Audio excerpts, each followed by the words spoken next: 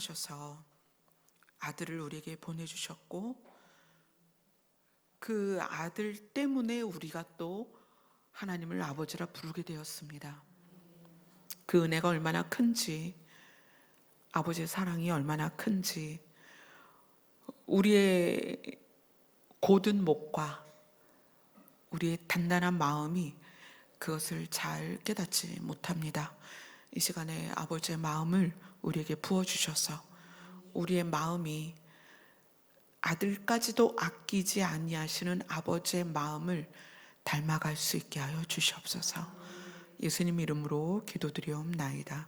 아멘. 아멘. 오늘 말씀은 느헤미야 9장입니다. 느헤미야 9장 28절에서 31절까지 보도록 하겠습니다. 느헤미야 9장 28절부터 31절입니다. 같이 읽습니다. 시작. 그들이 평강을 얻은 후에 다시 주 앞에서 악을 행함으로 주께서 그들을 원수들의 손에 버려두사 원수들에게 지배를 당하게 하시다가 그들이 돌이켜 주께 부르짖음에 주께서 하늘에서 들으시고 여러 번 주의 긍휼로 건져내시고 다시 주의 율법을 복종하게 하시려고 그들에게 경계하셨으나 그들이 교만하여 사람이 준행하면 그 가운데서 삶을 얻는 주의 계명을 듣지 아니하며 주의 규례를 범하여 고집하는 어깨를 내밀며 목을 굳게 하여 듣지 아니하였나이다. 그러나 주께서 그들을 여러 해 동안 참으시고 또 주의 선지자들을 통하여 주의 영으로 그들을 경계하시되 그들이 듣지 아니하므로 열방 사람들의 손에 넘기시고 주의 크신 긍휼로 그들을 아주 멸하지 아니하시며 버리지도 아니하셨사오니 주는 은혜로우시고 불쌍히 여기시는 하나님이심이니이다. 아멘. 오늘 말씀은 지난주 말씀을 이어서 우리가 이해를 해야 됩니다. 지난주 말씀은 뭐였냐면 여호와로 인하여 기뻐하는 것이 너희의 힘이다. 하나님의 율법책을 낭독하고 그 뜻을 해석해 줬더니 그들이 율법책의 말씀을 깨달았어요. 근데 깨달은 것이 무엇으로 드러나냐면 우리가 죄를 졌구나. 우리가 그동안 하나님을 떠났구나. 우리가 그동안 우상을 숭배했구나. 그것의 결과로 우리가 이렇게 종이 되었고 70년 동안 종살이를 했고 그 70년 동안 종살이 한 이유가 우리의 죄 때문이었구나라는 것 때문에 다 울었습니다. 그런데 느헤미야가 오늘은 안식일이다, 거룩한 날이다, 울지 마라. 그리고 왜 안식일에 이 말을 하는지, 슬퍼하지 말며 울지 말라고 하는지, 근심하지 말고 울지 말라고 하는지, 왜 여호와로 인하여 기뻐하라고 하는지, 그것은 이 말씀을 다시 읽어줄 때 그들이 깨달았습니다. 무엇을 깨달으냐면 이미 70년 종살이를 마치고 3차에 걸쳐서 예루살렘으로 돌아온 그들이 70년 종살이가 시작되기 전에 이미 70년 후에 내가 너희들을 회복할 거라는 약속이 있었다는 걸 깨닫게 돼요. 그래서 그들은 하나님은 우리를 영원히 버려두거나 징계를 통해서 아예 멸망시키거나 이런 게 아니라 고치고 깨닫게 해서 돌아와서 살게 하려고 하시는구나라는 하나님의 사랑을 깨닫습니다. 그래서 그들이 어떻게 해요? 모든 백성이 곧 가서 먹고 마시며 나누며 크게 즐거워했다. 그러니까 율법의 내용을 봐서는 우리가 죄 때문에 이렇게 됐구나. 그리고 슬퍼하고 울며 하나님 앞에 죽을 죄인입니다 라고 나갔지만 그 율법을 통하여 또 예언하신 말씀을 통하여 하나님의 진심을 안 거예요. 하나님의 진심은 우리의 죄 때문에 죽이는 것이 아니라 우리의 죄에 대하여 심판하는 것이 아니라 그것을 깨닫고 돌이키고 돌아오길 원하시는 거고, 깨닫고 돌이키고 돌아오는 것이 무엇이다? 우리가 살아나는 것이다. 이런 하나님의 진심을 이스라엘 백성들이 듣고, 그래서 예수님 자신도 말씀하셨죠. 내가 안식일의 주인이다. 내가 천지 창조 때 내가 주인이었다. 그리고 그 안식일 날 쉬는 것조차도 너희를 위해서다. 지난주에 그런 말씀을 함께 나눴습니다. 자, 그리고 나서 이제 느헤미야 9장으로 가면 9장 1절, 2절, 3절까지 같이 읽습니다. 시작. 그달 29날에 이스라엘 자손이 다 모여 금식하고 굵은 배 옷을 입고 티끌을 무릅쓰며 모든 이방 사람들과 절교하고 서서 자기의 죄와 조상들의 허물을 자복하고 이날에 낮 4분의 1은 그 제자리에 서서 그들의 하나님의 율법적 낭독하고 낮 4분의 1은 죄를 자복하고 그들의 하나님 여호와께 경배하는데. 자, 이제 모세의 율법책을 통하여 그리고 그들의 70년 종살이 원인, 그 다음에 이유, 결과, 그 모든 것을 하나님께서 주인 되셔서 주관하고 계시고, 주관하시는 하나님의 진심은, 여호와 하나님의 진심은 이스라엘 백성을 살리는 것이다. 그것이 2000년, 지금 2000년 전, 지금은 2025년이니까 2000년 전 예수님을 이 땅에 보내신 것도 예수 그리스도를 통하여 심판하려 하심이 아니요 우리의 죄를 용서하시고 사하셔서 우리를 살리기 위함이다. 그래서 이스라엘 백성들이 굵은 베옷을 입고 금식하고 티끌을 다 뒤집어 쓰고, 그 다음에 여기 이제 절교라는 단어가 나와요. 모든 이방 사람들과 절교하고. 대단한 결심이죠. 결심을 하고 자기의 죄와 조상들의 허물을 자복하고, 낮 4분의 1, 이건 3시간 정도예요.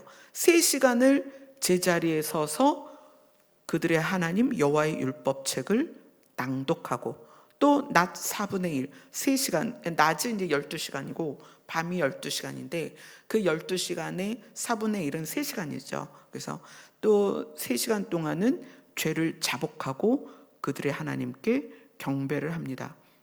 너무 멋있지 않아요? 우리 이런 거 한번 해보면 어때요? 응? 우리가 3시간 동안 서서 하나님의 말씀을 읽고 3시간은 서서 자복하여 회개하고, 그죠? 사실 그래서 이 부분을 이렇게 이어받은 게 러시아 정교예요. 요즘은 어떻게 하는지 모르겠는데 원래 러시아 정교는 의자가 없어요. 오히려 천주교보다 예수님에 대한 그 믿음이 러시아 정교에는 조금 더 뚜렷해요. 그러니까 천주교는 마리아 숭배를 하잖아요. 그러니까 마리아 숭배 사상이 훨씬 더 커서 그 천주교에 가면 마리아 상이 예수님을 안고 있잖아요. 그죠? 그래서 그 천주교 사람들은 마리아한테 가죠.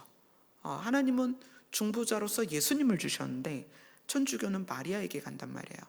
그래서 예수님이 굉장히 약화됐죠. 근데 러시아 정교회 같은 경우는 의자가 없이 몇 시간 예배를 드리던 서서 예배를 드려요. 요즘은 어떻게 하는지 모르겠어요. 원래 그렇게 하거든요. 근데 이제 여기 보니까 3시간을 서서 율법책을 낭독하고 3시간은 서서 죄를 자복하고 하나님을 경배하는 이 이스라엘 백성들의 모습이 나와요. 그래서 이제 이 시간에 이제 여호와를 기뻐하는 것이 우리의 힘이다. 그 여호와를 기뻐하는 것과 그것이 우리의 힘이 되는 것에 대한 내용을 알려주기 위해서 이제 예를 들어주는 거예요. 그래서 7절을 보면 누구에 대해서 이야기를 하나요? 9장 7절에 아브라함에 대해서 얘기하죠. 7절을 같이 읽습니다. 시작. 주는 하나님 여호와시라 옛적에 아브라함을 택하시고 갈대아 우르에서 인도하여 내시고 아브라함이라는 이름을 주시고, 그래서 그의 믿음을 보고 그의 충성됨을 보고 그에게 약속을 해서 가나안 땅을 주기로 언약을 맺으십니다. 그죠? 그리고 나서 이제 9절에 보면 주께서 우리 조상들이 애굽에서 고난 받을 때 원래 주시기로 하셨던 가나안 땅에서 살다가 그들이 요셉에 의하여 애굽까지 가서 애굽에서 종살이를 하죠. 근데 그 고난을 하나님께서 들으시고 그들을 이제 불러내십니다. 불러내시면서 죄와 사망의 땅 애굽에서 젖과 꿀이 흐르는 하나님의 언약의 땅, 약속의 땅 가나안까지 가는 여정에 하나님이 무엇을 주셨냐면 그 이야기가 이제 13절, 14절에 나와요. 13절, 14절 같이 읽습니다. 시작. 또 시내산에 강림하시고 하늘에서부터 그들과 말씀하사 정직한 규례와 진정한 율법과 선한 율례와 계명을 그들에게 주시고 거룩한 안식일을 그들에게 알리시며 주의 종 모세를 통하여 계명과 율례와 율법을 그들에게 명령하시고. 자, 지금 느헤미야에 의해서 성벽을 중건했습니다. 성벽을 중건하고 그 과정을 지나고 율법책을 통하여 죄인인 걸 깨닫고, 그리고 하나님의 그 약속, 이스라엘 백성을 향한 약속이 얼마나 신실한지를 깨닫고, 그리고 그들이 하나님을 향하여 작정을 했어요. 작정. 그래서 그 작정의 첫 번째 모습이 삶 가운데서 이방 사람들과 절교를 했다. 이거는 그냥 단순히 나 너 이방 사람이니까 난 너랑 안 놀아, 이게 아니라 문화, 그들에게 영향받은 것, 그죠? 그것에 의하여 침투된 죄의 모습들을 끊어냈다는 거예요. 끊어내고, 그래서 서서 자복하고 회개하고 말씀을 읽고 여호와를 경배하는 모습이 쭉 나오는 거예요. 근데 이제 무엇을 가르쳐 주냐면 하나님께서 얼마나 신실하시냐면 애굽 땅에서 이스라엘 백성을 꺼내서 가나안에 가는 여정에 말씀을 주셨다는 거예요. 어떤 말씀이냐면 너희들이 살 수 있는, 그러니까 그냥 먹고 마시는 거로 삶을 사는 게 아니잖아요. 그래서 그것에 대해서 이렇게 얘기해요. 정직한 규례, 진정한 율법, 선한 율례와 계명. 그러니까 하나님께서 너희들에게 이렇게 살아야 된다라고 하는 것은 옳은 것이다, 좋은 것이다, 너희를 살리는 것이다 라는 걸 알려주는 거예요. 그래서 모세를 통해서 계명, 율례, 율법을 그들에게 명령하셨다. 그리고 하나님이 그것만 주신 게 아니라 실제적으로 어떻게 해주셨냐면 15절을 같이 읽습니다. 15절 시작. 그들의 굶주림 때문에 그들에게 양식을 주시며 그들의 목마름 때문에 그들에게 반석에서 물을 내시고 또 주께서 옛적 손을 들어 맹세하시고 주겠다고 하신 땅을 들어가서 차지하라 말씀하셨사오나. 하나님께서는 애굽에서 가나안에 갈 때까지 실제로 먹는 것과 마시는 것과 그리고 약속했던 그 땅까지 차지할 수 있도록 해주셨다는 거예요. 그런데 그것에 대하여 이스라엘 백성이 어떻게 행동했느냐? 16절 17절입니다. 시작. 그들과 우리 조상들이 교만하고 목을 굳게 하여 주의 명령을 듣지 아니하고 거역하며 주께서 그들 가운데서 행하신 기사를 기억하지 아니하고 목을 굳게 하며 패역하여 스스로 한 우두머리를 세우고 종되었던 땅으로 돌아가고자 하였나이다. 그러나 주께서는 용서하시는 하나님이시라. 은혜로우시며 긍휼히 여기시며 더디 노하시며 인자가 풍부하심으로 그들을 버리지 아니하셨나이다. 그리고 또한 그들이 무엇을 했냐면 18절에 보면 송아지를 만들어 놓고 뭐라고 불렀어요? 너희를 인도하여 애굽에서 나오게 하신 신이라 하여 하나님을 크게 모독했다. 그러나 그러한 일이 있었음에도 하나님은 또 어떻게 하셨느냐? 19절부터 21절까지 같이 읽습니다. 시작. 주께서는 주의 크신 긍휼로 그들을 광야에 버리지 아니하시고 낮에는 구름 기둥이 그들에게서 떠나지 아니하고 길을 인도하며 밤에는 불 기둥이 그들이 떠나기를 비추게 하셨사오며 또 주의 선한 영을 주사 그들을 가르치시며 주의 만나가 그들의 입에서 끊어지지 않게 하시고 그들의 목마름을 인하여 그들에게 물을 주어 40년 동안 들에서 기르시되 부족함이 없게 하심으로 그 옷이 헤어지지 아니하였고 발이 부르트지 아니하였으며. 그래서 결국 하나님이 약속하신 이스라엘 땅으로, 가나안 땅으로 그들이 들어갔단 말이에요. 들어갔어요. 그런데 그렇게 들어가서 그 땅을 차지하였음에도 불구하고 그들은 어땠느냐? 그들이 거기에 들어가서 얼마나 큰 복을 받았냐면 25절입니다. 시작. 그들이 견고한 성읍들과 기름진 땅을 점령하고 모든 아름다운 물건이 가득한 집과 판 우물과 포도원과 감람원과 허다한 과목을 차지하여 배불리 먹어 살찌고 주의 큰 복을 즐겨 싸우나 그러나 그럼에도 불구하고 그들은 어떻게 하나님을 향하여 행동을 했는가? 26절입니다. 시작. 그들은 순종하지 아니하고 주를 거역하였으며 주의 율법을 등지고 주께로 돌아오기를 권면하는 선지자들을 죽여 주를 심히 모독하였나이다.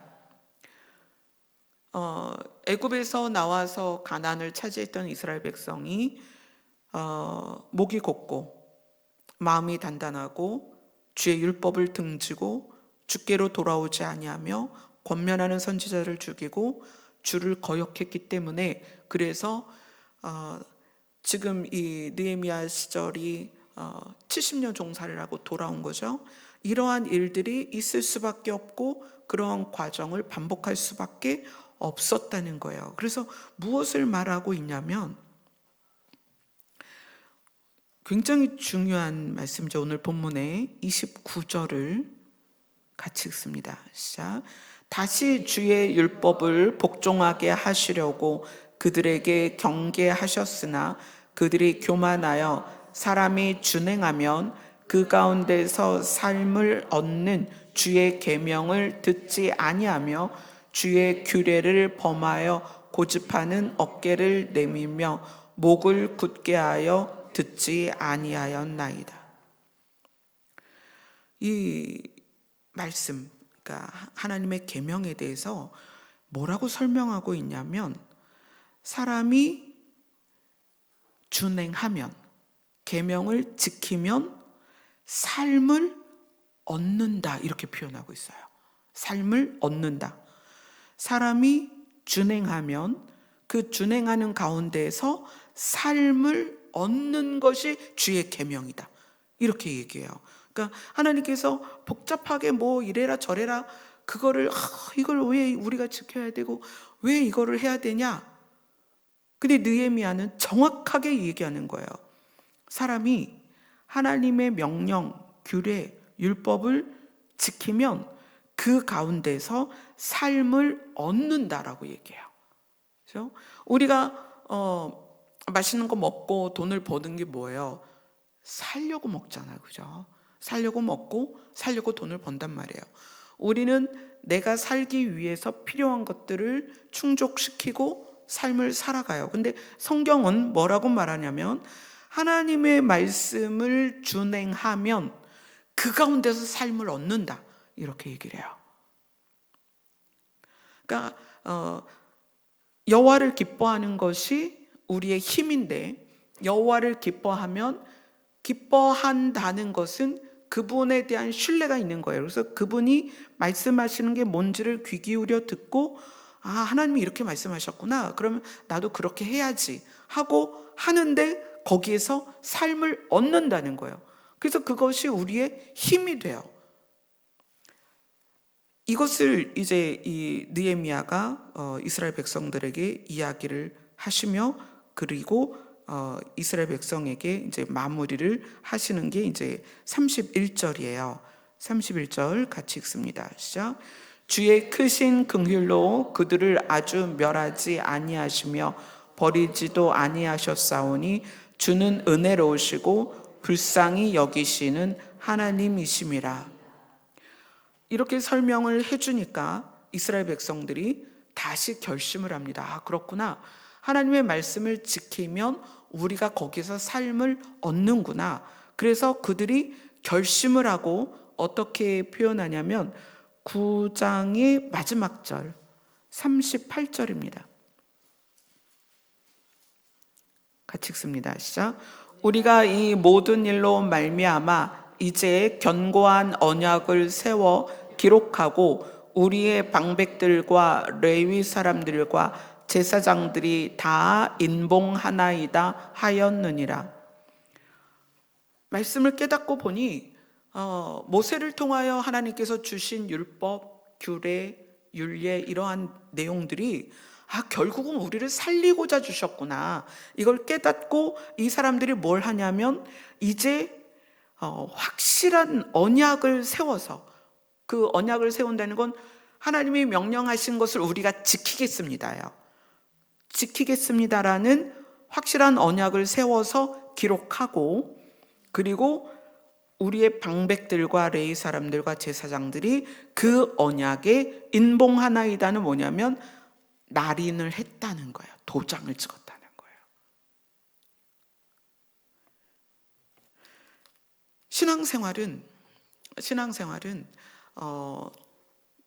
그 베세메스로 가는 암소가 수레에다가 그 언약궤를 실었잖아요. 그리고 그거를 끌고 갑니다. 근데 만약에 앞에 바퀴가 동그라미인데 뒤에 바퀴가 네모면 그 끌고 갈 때 끌어지겠어요? 엄청 힘들겠죠. 하나님의 은혜는 여기에서 말씀도 주의 크신 긍휼로 그들을 아주 멸하지 아니하시며 버리지도 아니하셨고 주는 은혜로우시고 불쌍히 여기시고 긍휼이 많으신 하나님이시다라고 고백한 것처럼 실제로 하나님은 그렇게 우리에게 은혜를 주시는 분이에요. 그런데 우리의 신앙생활은 그걸로 되는 게 아니고, 여러분, 은혜를 받으면 내가 변할 것 같죠? 사실 안 그래요. 이게 진짜 아이러니예요. 저는 이제 친정 아버지께서 목회를 하셨으니까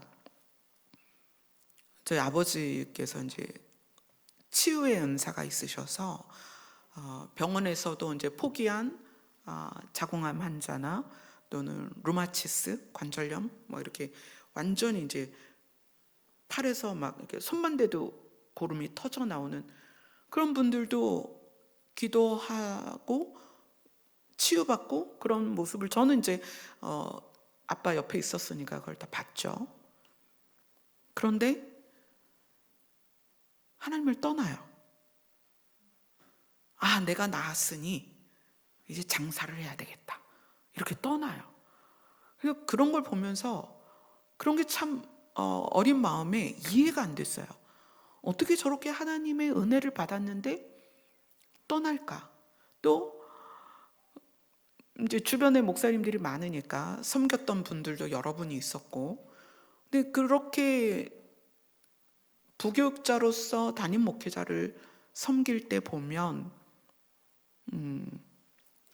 하나님께서 놀라운 이렇게 경험들을 많이 이렇게 경험케 하세요. 사역자들은. 그러니까 하나님의 말씀을 선포를 해야 되니까 우리가 대체적으로 경험하지 못하는 일들을 경험하게 하세요. 그런데 마음이 바뀌는 거랑 은혜를 받는 거랑은 별개라는 거예요. 참 그게 아이러니예요. 여러분 은혜 받으면 마음이 막 비단결같이 부드러워질 것 같죠? 안 그렇더라고요. 왜 그럴까? 그거는 마치 베세메스로 가는 암소가 끓은 수레가 앞에 2바퀴 뒤에 2바퀴 있는 것처럼, 앞에 바퀴가 은혜의 바퀴라면, 하나님이 부으시는 은혜라면 뒤에 바퀴는 나의 결단이에요. 반드시 필요합니다. 저절로 되는 거 아니에요. 뭐 이제 저희 남편은 이미 돌아가셨으니까, 저희 남편은 제가 옆에서 또 사역하는 걸 함께 왔잖아요. 2001년에 저희 작은 아이 유아 세례 받을 때, 2001년 3월에 태어나서 4월에 유아 세례를 받을 때, 그때부터 이제 부교육자였어요. 2001년부터 부교육자로 생활하다가 2015년에 돌아가셨으니까 15년 사역을 했죠. 그 15년 사역 동안에 정말 많은 그 은사들이 나타났어요. 저희 남편 목사님은 통변을 하면 여기 수십 명이 방언하는 거를 그 자리에서 통변을 했어요. 그리고 생각하는 걸 다 소리로 드러내요. 이 사람이 무슨 생각하는지, 그리고 이 사람이 어디가 아픈지, 그래서 손을 대면 뼈가 두두둑 들어가고 뭐 그런 일도 있고요.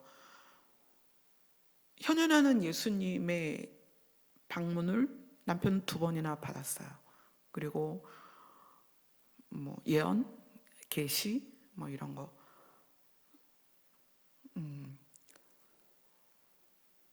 근데 그것과 마음이 바뀌는 건 또 아니더라고요. 그래서 마음이 바뀌지 않으니까 교회에서 성도들에게는 은사가 유익이 있는데 가족은 힘든 거예요.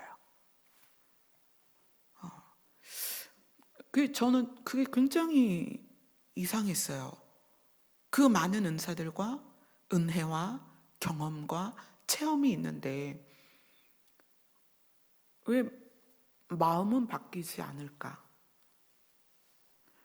그런 일들을 이제 쭉 보아오면서, 또 제가 목사가 되고 나니까 많은 목사님들을 경험하잖아요. 목사님들 사이에서 이제 만날 수밖에 없고, 그러면서 깨달은 게 있어요.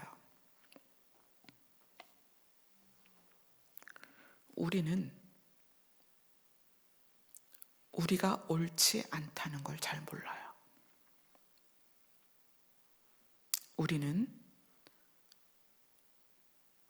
1인칭으로 하죠.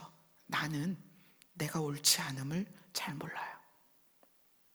나는 내 생각이 틀리다고 생각하지 않아요. 나는 내가 아는 게 옳다고 생각해요. 나는 내가 아는 것에 의해 행동하는 것을 아무렇지 않게 생각해요. 나는 내가 느끼는 게 맞다고 생각해요. 나는 내가 느낀 대로 행동하는 게 정당하다고 생각해요.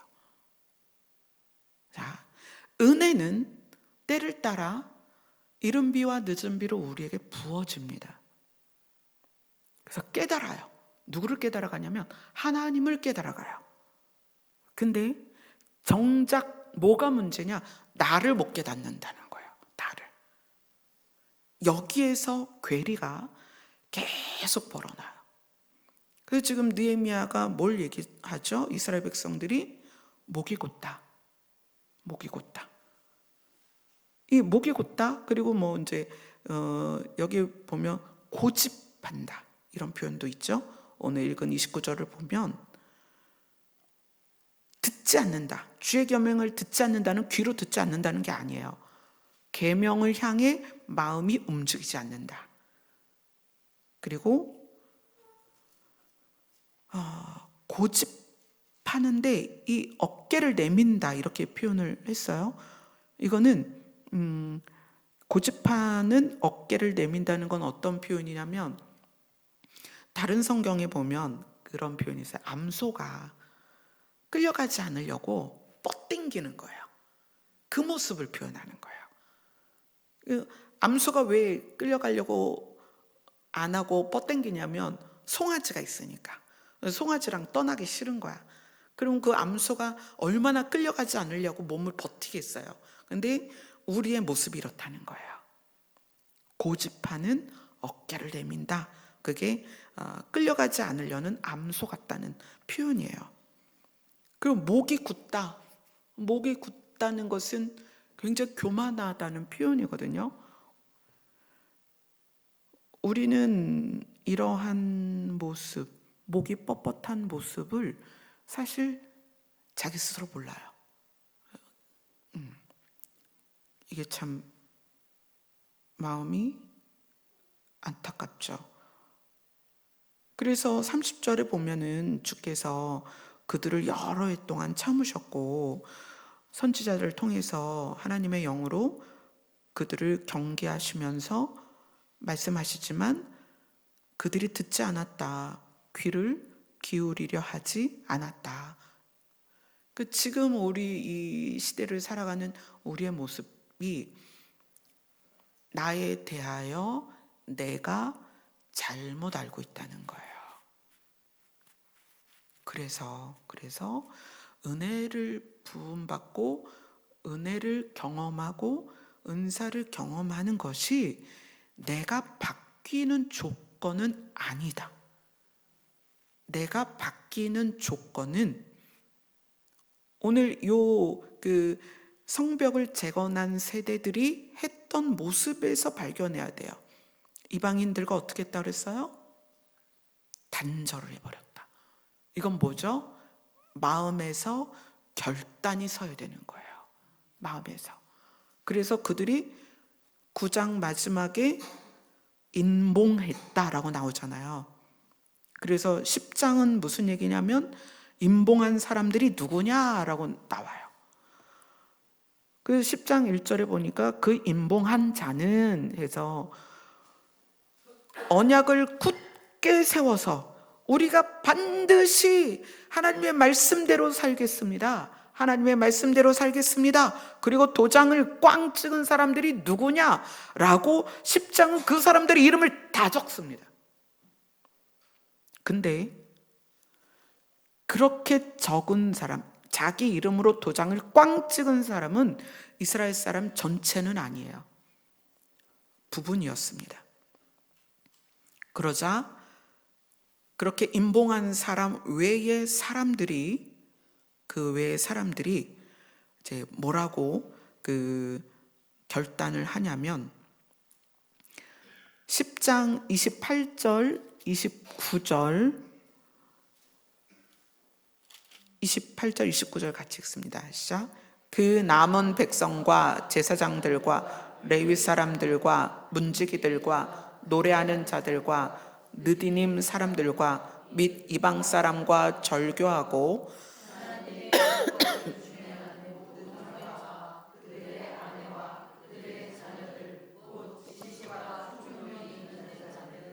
다 그들의 형제 귀족들을 따라 저주로 맹세하기를 우리가 하나님의 종 모세를 통하여 주신 율법을 따라 우리 주 여호와의 모든 계명과 규례와 율례를 지켜 행하여, 이렇게 해서 행하기로 하여 30절부터 39절까지가 어떻게 할 것이냐의 내용을 나누는 모습이에요.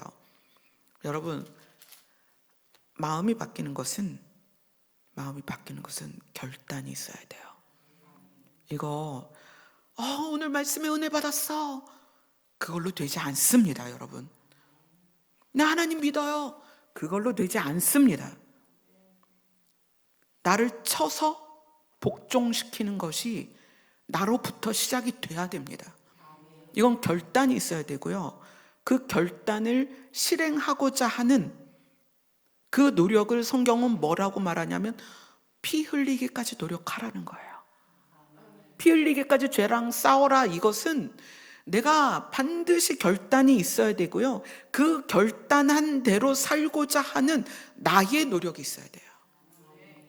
그렇지 않으면 말씀이 너무 좋아요. 은혜 받았어요. 이걸로 되지 않는다는 거예요. 제가 꿈을 꿨는데 천국에 갔다 왔어요. 예, 저도 천국을 갔다 왔고요. 거기서 건이는 제 모습을 봤습니다. 그걸로 될까요? 아니요.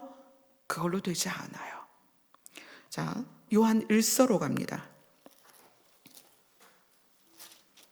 요한 1서 3장. 요한 1서 3장 18절. 우선 18절 한 절부터 보겠습니다. 시작. 자녀들아, 우리가 말과 혀로만 사랑하지 말고 행함과 진실함으로 하자. 자, 우리가 사랑을 하는데, 행하는데 그것도 진짜 진실한 마음으로 행하는 것은 내 결단이 아니고서는 할 수 없습니다. 이건 저절로 하나님이 리모컨으로 조작해서 또는 무슨 핸드폰에 앱을 다운받거나 삭제하는 것처럼 프로그램 되지 않습니다. 이거는 나의 결단입니다. 이렇게 하기로 결단해야 되는 거예요. 19절 같이 읽습니다. 시작. 이로써 우리가 진리에 속한 줄을 알고 또 우리 마음을 주 앞에서 굳세게 하리니. 이로써는 내가 그동안은 내가 은혜 받는 거에 집중되어서 내가 말씀의 어떤 그런 거 있죠. 지식적인 거를 추구하면 말씀을 자꾸 여러 가지를 듣고 싶어 해요. 그래서 그 말씀을 듣고 그 다음에 어떤 감정적인 두드림 같은 거를 느끼고 그 다음에 황홀한 어떤 그런 분위기 안에서 은혜 받는 거를 우리가 다 좋아해요. 그죠? 다 좋아합니다. 그래서 그런 자리에 있습니다. 그러나 내가 사랑하는 것은 반드시 무엇이 따라야 돼요? 행함이 따라야 되는데, 이 내가 내 몸을 움직여서 내 것을 내주는 행함이 진실한 마음과 함께 나오는 것은 받아서 하는 게 아니라는 거예요. 결단입니다. 그래서 내가 그렇게 결심을 해서 그렇게 하면 그것으로서 우리가 진리에 속한 걸 안다는 거예요. 아멘. 그 다음에 우리 마음이 주님 앞에 담대함을 얻는다는 거예요. 우리 마음을 주 앞에서 굳세게 하리니. 주님 앞에서 우리가 담대함을 얻습니다. 자, 20절 같이 읽습니다. 시작. 이는 우리 마음이 혹 우리를 책망할 일이 있어도 하나님은 우리 마음보다 크시고 모든 것을 아시기 때문이다. 자, 우리가 결단을 했습니다. 하나님의 계명대로 살아야지 하고 결단을 했는데, 결단을 하고 보니 우리 안에 부족함이 자꾸 보이는 거야. 이러지 말았어야 되는데, 이렇게 했어야 되는데. 그러면 우리 마음이 우리를 스스로 책망할 일이 생기죠. 예전에는 그런 게 어디 있어. 내 마음 불편한 건 일도 싫고 내가 피해보고 손해보는 거 일도 싫었는데, 말씀대로 살자고 하다 보니 내가 이랬어야 되는데, 내가 이렇게 할 걸, 그런 게 생긴단 말이에요. 그래서 우리가 우리 스스로를 책망할 일이 생깁니다. 그런데 하나님은 우리의 마음보다 크시다는 것은, 하나님은 외부에서 우리를 보시잖아요. 하나님은 우리를 보시면서 그래, 네가 결단하고 그런 마음을 가지니 너무 고맙구나. 잘하고 있어. 아직은 믿음이 작고 아직은 결단한 것을 해낼 능력이 적어도, 그죠? 성경이 뭐라 그랬어요? 선을 행할 능력을 키울 수 있는 책이란 말이에요. 그러니까 선을 행할 능력이 사람마다 다 달라요. 선을 행할 능력은 크기가 있습니다. 내가 가지고 있는 능력만큼 하는 거예요. 근데 내가 가지고 있는 능력이 자라나요. 그죠? 아까 읽은 느헤미야서에서는 그렇게 말해요. 광야에서 하나님이 자라나게 했다. 40년을. 그것처럼 하나님은 우리를 자라나게 하기 때문에, 하나님은 우리를 보고 아시기 때문에 괜찮아. 우리 내일은 더 잘해보자. 괜찮아. 다음에는 우리가 좀 더 잘해보자. 이렇게 우리를 잘하게 하신단 말이에요. 그래서 21절 같이 읽습니다. 시작. 사랑하는 자들아, 만일 우리 마음이 우리를 책망할 것이 없으면 하나님 앞에서 담대함을 얻고. 자, 요 말씀이 요한일서 4장 15절을 한번 보세요.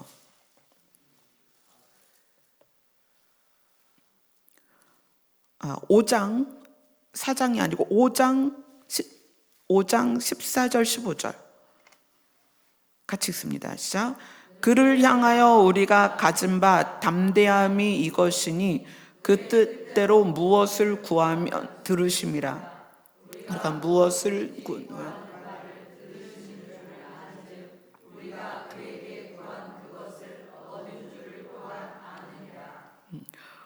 그를 향하여 우리가 가진 바 담대함. 하나님의 아들의 이름을 믿고, 그죠? 그것을 믿음으로 우리가 영생을 받았습니다. 영생을 받은 우리가 그의 뜻대로, 그의 뜻이 계명이죠. 그의 뜻대로 하기 위해서 구하는 것은 담대하게 구하라는 거예요. 주시겠다는 거예요. 얻은 줄로 믿으라는 거예요. 자, 그래서 이 그의 뜻대로가 중요한 건데, 이 그의 뜻이 무엇이냐면 하나님께서 우리에게 명령하신 것을 우리가 지키는 거예요. 그래서 아까 말한 대로 우리가 말과 혀로만 사랑하지 말고 행함과 진실함으로, 진짜 너희의 진실된 마음으로 사랑을 행해라. 그러면 우리가 진리에 속한 거다. 그리고 우리가 진리에 속하면 우리가 우리 마음에 흡족하지 않아도 하나님은 아신다. 그렇게 하려고 하는 거를 하나님은 아신다. 그래서 우리가 그 안에서 자라나면 나중에 우리는 하나님 앞에서 마음이 담대해진다. 그래서 22절 요한일서 3장 22절 같이 읽습니다. 시작. 무엇이든지 구하는 바를 그에게서 받나니 이는 우리가 그의 계명을 지키고 그 앞에서 기뻐하시는 것을 행함이라. 무엇이든지 구하는 바를 그에게서 받는데 이게 잘못 와전돼서 막 몇 시간씩 금식하며 구하면 하나님께서 주신다 이렇게 생각할 수 있어요. 근데 여기에서 무엇이든지 구하는 바를 그에게서 받는다는 것은 아까 5장 14절처럼 그의 뜻대로 무엇이든지 구하면, 그의 하나님의 계명을 위해서 무엇이든지 구하면 하나님께서는 그것을 주신단 말이에요. 우리가 그의 계명을 지키고, 그리고 하나님이 기뻐하시는 것을 우리가 행하면, 자, 그래서 우리가 하나님 앞에서 담대함을 얻을 수 있습니다. 자, 그래서 그의 계명이 뭐냐? 그의 계명 23절 같이 읽습니다. 시작. 그의 계명은 이것이니 곧 그 아들 예수 그리스도의 이름을 믿고 그가 우리에게 주신 계명대로 서로 사랑할 것이니라. 아멘. 자, 이제 알았습니다. 그의 계명이 뭐냐? 이 계명을 지키고 하나님이 기뻐하시는 것을 행하는 사람은 하나님 앞에서 담대함을 얻고 무엇이든지 그의 뜻대로 구하는 것을 하나님께서 주시겠다는 거예요. 근데 그의 계명이 뭐냐? 그 아들, 누구의 아들이에요? 하나님의 아들 예수 그리스도의 이름을 믿어라. 그런데 우리는 믿는 거에 치중되어 있다는 거예요. 믿는 거에. 그래서 그 믿음에 의해서 하나님께서 주시는 은사가 있고, 믿음에 의해서 경험하는 신비로운 경험들이 있습니다. 그리고 믿음에 의해서 받는 은혜가 있어요. 근데 그것들로서 우리가 멈춰 있다는 거예요. 그 다음이 뭐예요? 서로 사랑할 것이니라. 우리가 진리에 속한 것을 어떻게 알 수 있느냐? 서로 사랑함으로 알 수 있다. 그래서 예수님이 내가 곧 길이요 진리다, 내가 곧 생명이다 말씀을 하시는 거예요. 그래서 오늘 느헤미야 말씀은 뭐냐면, 너희들이 계명을 준행하면 거기에서 삶을 얻는다, 이렇게 표현하고 있어요. 근데 여기 요한 1서에서 요한은 뭐라고 말하냐면 아들 예수 그리스도, 하나님의 아들 예수 그리스도를 믿는 것, 그게 그의 계명이고, 그 다음에 우리가 서로 사랑하는 것, 그것이 그의 계명이다, 이렇게 이야기를 하는 거예요. 근데 서로 사랑하는 것은 내 결단입니다. 여러분, 그 사랑의 에너지를 하나님이 주신다고 생각하시죠? 아니요, 그렇지 않아요. 은혜로 깨닫게 하세요. 자, 깨닫기는 엄청 깨닫는데요, 그것이 내 몸 밖으로 튀어나오는 건 내 결단입니다. 저절로 되지 않아요. 왜 그렇죠? 우리 안에 자유의지 때문에 그래요. 우리는 그렇게 시스템이 되어 있습니다. 그래서 에덴 동산에 누가 살았어요? 아담과 하와밖에 더 있어요? 둘밖에 없는데 둘에게 주신 하나님의 명령이 있었습니다. 선악과 먹지 마. 그 사람들은 그렇게 얘기해요. 아니, 선악과를 만들지 말든지. 근데 하나님은 관계를 중요하게 생각하는 거예요. 나는 너희를 드론으로 만든 거 아니야. 나는 너를 로봇으로 만든 게 아니야. 내가 너희를 원하고 너도 나를 원했으면 좋겠어. 네가 나를 원한다면 이거 먹지 마요. 네가 나를 원한다면 이거 먹지 마. 자, 그리고 죽어버렸어요. 생명을 잃었어요. 그 다음에 우리에게 말하시는 건 뭐냐면 너 이렇게 하면 살아예요.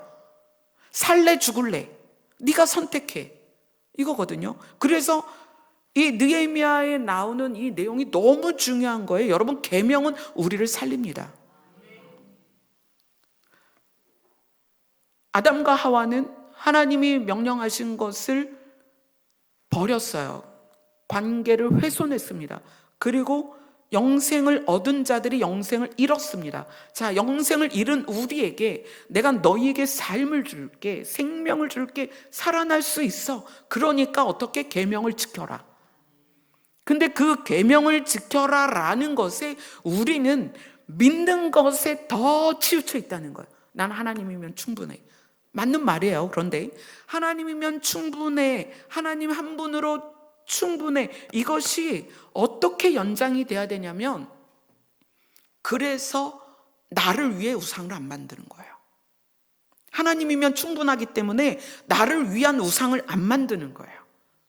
하나님을 나를 위해 존재하는 분으로 도깨비 망망이처럼 알라딘의 요술 램프처럼 사용하지 않는 거예요. 그래서 나를 위해 하나님 움직이세요가 아니라 하나님을 기뻐하기 때문에 하나님의 명령대로 살게요.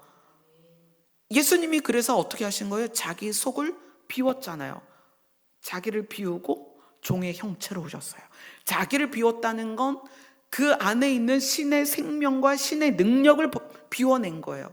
신의 생명과 신의 능력을 비워내고 껍데기를 종의 형태로 오셨단 말이에요. 이게 어떤 의미냐? 왜 그런 말 있죠.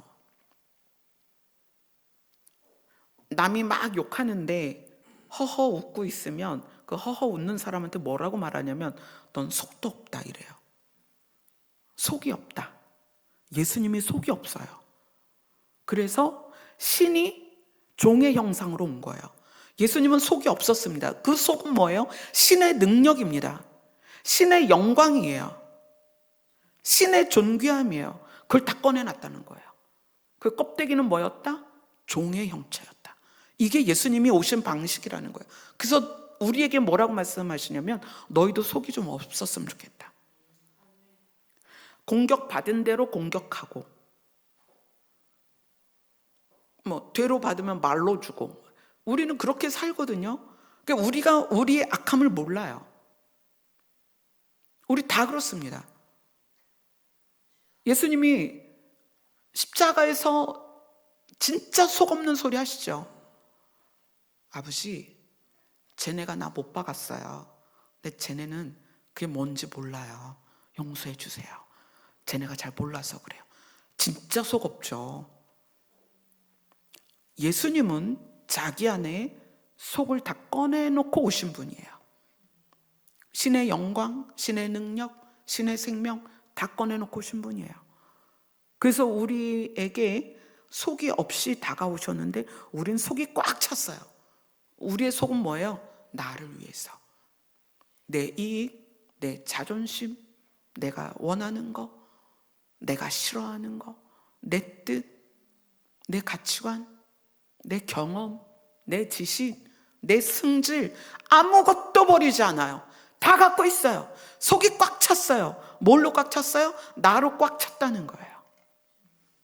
그러니까 외부에서의 반응에 바로 내 안에서 나오는 거죠. 아우, 나 그거 싫어. 아우, 나 짜증나. 나 그거 미워. 나 싫어. 내 안에 속이 비었으면 그런 반응 나오지 않아요. 그럴 수 있지. 그랬구나. 그리고 축복하는 거예요, 상대를. 쉽지 않아요, 여러분. 이거 결단해야 됩니다. 그러기를 결단해야 돼요. 그냥 되는 줄 아세요? 40일 금식하고 무슨 기도에, 무슨 다니엘 기도에 그런 거 하면 될 줄 알아요? 아니요. 결단해야 됩니다. 결심해야 돼요. 그렇게 살려고 해야 됩니다. 그래서 피를 흘리라는 거예요. 피 흘리기까지 그렇게 결심하라는 거예요. 그냥 되지 않습니다. 부부가 결혼하면 저절로 사랑하게 돼요? 아니요. 결단해야 되는 거예요. 내 남편은 나의 머리다. 이거 그냥 되는 거 아닙니다. 여러분 정신 차리셔야 돼요. 남편이 있는 아내들 정신 차리세요. 남편이 나의 머리다. 이거 그냥 돼요? 아니요. 내 머리 잘라야 돼요. 그냥 되는 거 아니에요. 여러분 머리 자르세요. 그럼 자르면 뭐가 돼요? 뇌가 다 터지고, 그죠? 이 머리 뇌 손상이 돼요. 내 머리가 속이 벼야 돼요. 그래야 남편이 내 머리 되는 거예요. 남편들은 아내에 대해서 어떻게 해야 돼요? 예수님이 교회를 사랑하신 것처럼. 어떻게 사랑하셨어요? 십자가에 못 박히셨어요. 남편들 아내 사랑 결혼하면 저절로 돼요? 아니요. 나 십자가에 못 박아야 돼요. 그만큼 아내를 위해서 살아야 돼요. 아버지가 자녀 낳으면 다 사랑하나요? 아니요. 아버지가 어머니가 자기 자식 자기 손으로 죽이는 경우 얼마나 많이 나와요. 때려서 죽이고 굶어서 죽이고 밖에 갖다 버려서 죽고 얼마나 많아요. 사람의 부모는 그렇습니다. 근데 하나님 아버지는 어때요? 맏아들을 죽이셨어요. 우리 살리려고. 그게 하나님 아버지의 사랑이에요. 하나님의 결단은 뭐죠? 약속이에요. 내가 너희를 반드시 살릴 것이다. 산자들의 땅으로 데려갈 것이다. 나를 믿어라. 그래서 성경에 얼마나 많은 부분에서 이렇게 말하는지 몰라요. 이게 아버지의 마음인데 두려워하지 마라. 두려워하지 마라. 두려워하지 마라. 내가 너를 지킬 것이며 내가 너를 인도할 것이다. 그래서 설명하는 거예요. 내가 네 아버지다. 내가 너희의 목자다. 내가 너의 남편이다. 왜 그렇게 절절하게 말씀하시겠어요? 그게 아버지의 진심이에요. 하나님의 진심. 근데 그것이 안 받아들여지니까 어떻게 하는 거예요? 이것도 싫고 저것도 짜증나고 이것도 화가 나고 이래서 속상하고 이것도 눈에 거슬리고 저것도 마음에 안 들고 내 안에 꽉 차서 그래요. 예수님처럼 여러분 속이 비어야 돼요. 이거 쉽지 않죠. 그래서 결단이 필요하다는 거예요. 그래서 안 될 때, 내 결단이 안 될 때, 내 결단대로 못 살 때, 그때 또 엎드리는 거예요. 아버지, 제가요 그런 말을 했네요. 그러지 말았어야 되는데. 아버지, 제가 또 그렇게 행동했네요. 그러지 말았어야 되는데. 아버지, 제가요 오늘 이래갖고 째려보고요, 노려보고요, 막 그랬어요. 아버지, 제가 또 그랬네요. 아버지는 우리의 마음을 아셔서 그래, 그랬지? 내일은 그러지 말자.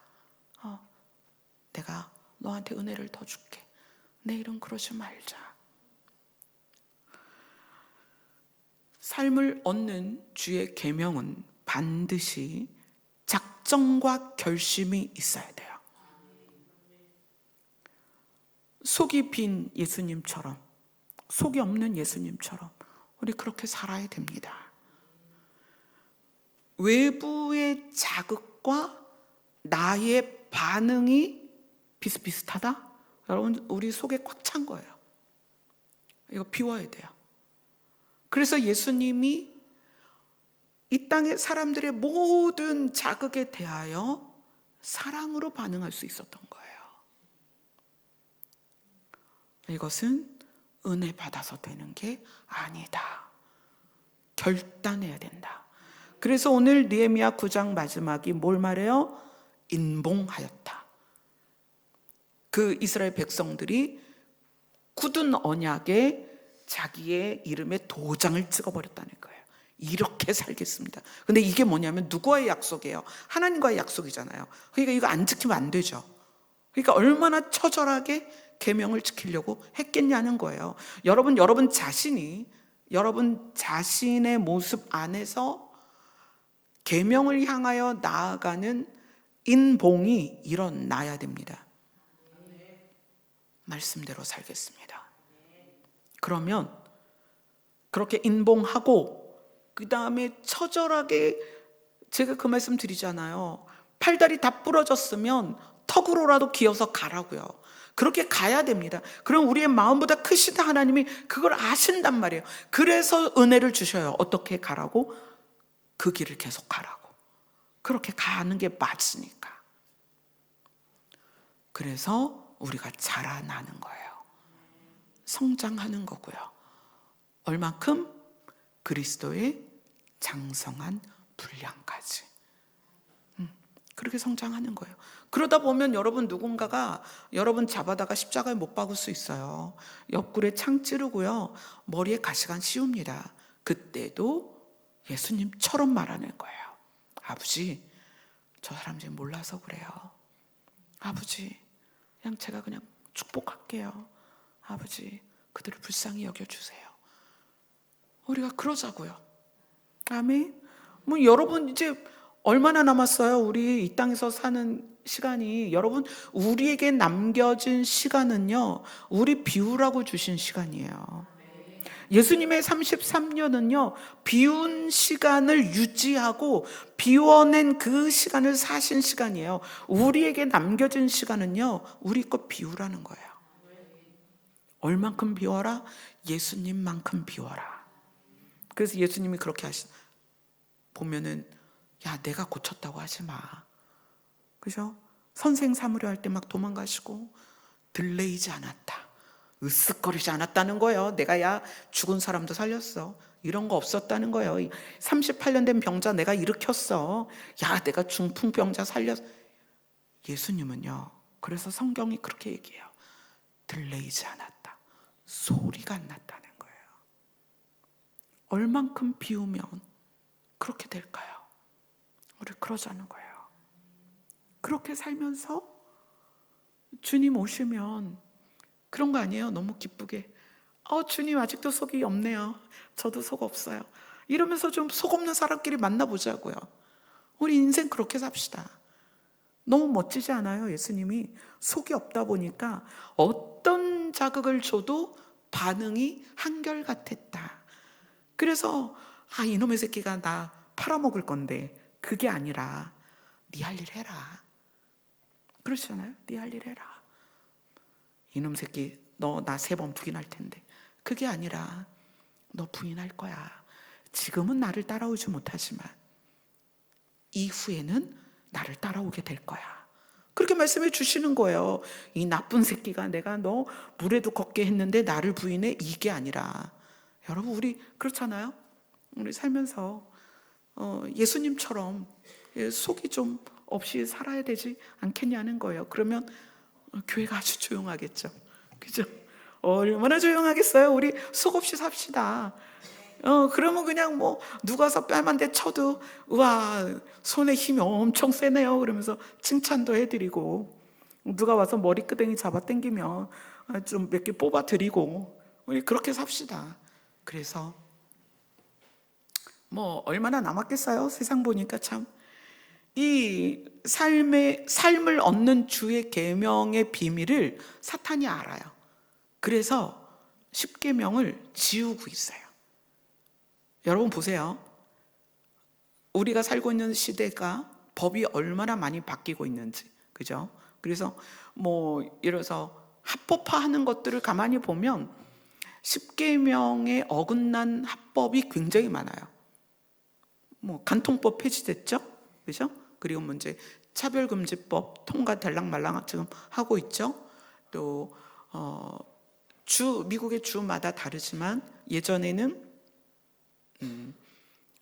하나님을 향한 어떤 믿음의 고백들이 학교 내에서 그게 합법이었어요. 근데 그게 법이 불법으로 바뀌어서 거리에서 노방전도도 못해, 학교에서 학생들이 주의 기도문이라든지 또 믿음의 선서나 뭐 졸업생들이 대표로 기도하던 그런 문화들이 다 사라졌습니다. 그러니까 합법이라고 만들어진 것이 정면으로 하나님의 계명을 없애고 있어요. 사탄이 그걸 알거든요. 우리가 주의 계명을 지키면 삶을 얻게 되는 걸 알아요. 그러니까 사탄도 그걸 알기 때문에 세상의 법을 바꿔요. 자꾸 바꿔요. 그래서 성경에선 안 돼, 이거를 세상은 괜찮아. 그래서 동성애 지금은 뭐 당당하게, 그죠? 동성애가 그냥 아주 당당하게 커밍아웃 됐고, 그리고 법으로도 동성 결혼이 합법화되는 과정에 있죠. 지금 우리가 이런 세대를 살고 있습니다. 사탄이 우리가 삶을 얻을까 봐 계명을 삭제하고 있다.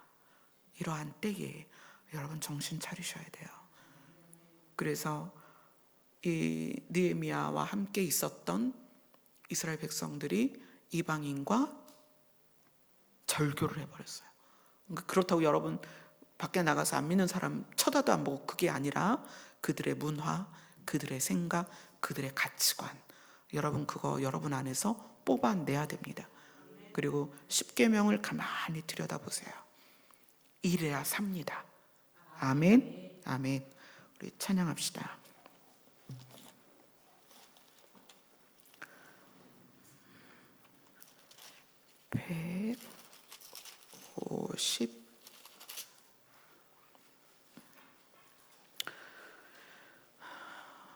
154장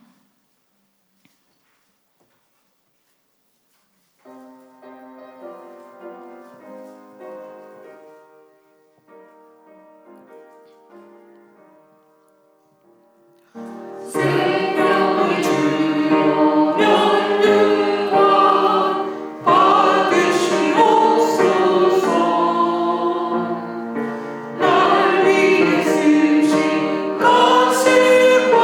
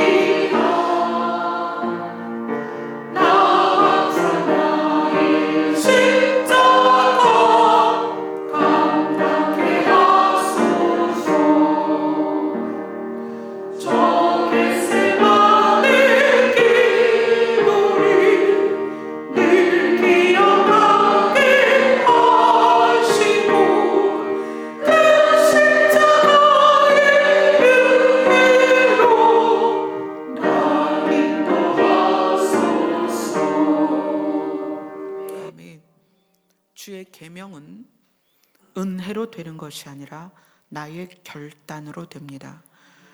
지금 찬양처럼 나의 십자가 감당하는 거 내 결단입니다. 지난주에 내포 기독교연합회 임원들과 모였는데 5명이 모였어요. 회장, 부회장, 총무, 회계석이. 근데 그 중에 2분이 5명 중에 2명이니까 퍼센테이지로는 되게 큰 거거든요. 근데 2분이 목회를 그만둘까 고민을 하고 계세요. 어렵죠. 어려워요. 목회하는 거 어렵습니다. 말씀을 가르치는 게 어려운 게 아니고요. 목회는 성도를 상대하기 때문에 어려워요. 그래서 2분이 번아웃이 왔어요. 그래서 목회 이제 더 이상 못할 것 같습니다. 라고 2분이 이야기를 하셔요. 앞으로 십자가 지는 거 더 어렵습니다. 여러분, 자기 십자가 안 지려고 정말 많은 사람들이 십자가 내려놓고 있습니다. 역할, 책임 다 내려놓습니다. 왜요? 사랑이 식어지기 때문에 그래요.